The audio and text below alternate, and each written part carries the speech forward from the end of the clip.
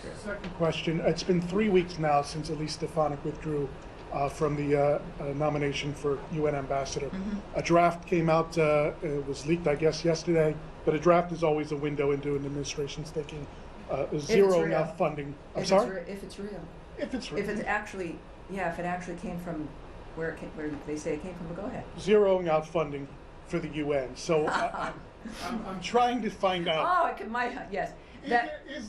Is there a correlation here between the lack of willingness to put forward another candidate and how long? Oh my, the conversation. So over drinks at night with you must be amazing. I look forward to that. Yeah. How long? So with an interim ambassador in there, doesn't it do damage to drag out the process this long? No. It's I think you've been around for a while. The budget process is a long one. We're also going through a process here of cutting down the budget because the deficit and the problems we've had, the way we've been spending is unsustainable. And so the president is making America great again by making sure she doesn't collapse economically. That's one of those standards. When it comes to, we've seen the process. I'm not going to speak to the choices President Trump has made or the nature of Congress and the issue of majorities and minorities. And the fact, though, that there is a great deal of talent that he has to choose from for the UN ambassador, for every other position here.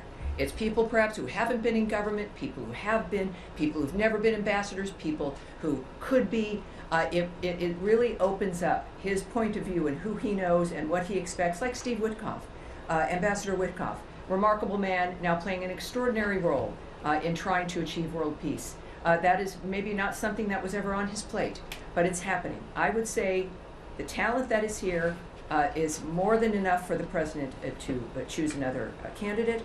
And secondly, that other story which we addressed on Tuesday about zeroing out NATO and the UN is absurd.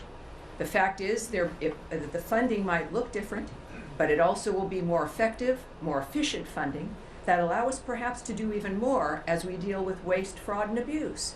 It is something you've heard before, but it's worth repeating.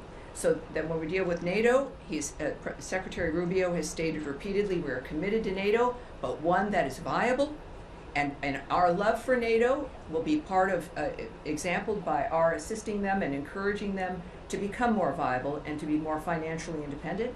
For the UN clearly needs a strong American voice, as we've seen that it can make a difference, and we are going to have one. President Trump will make that decision, and it will be a good one. All right, yes, sir.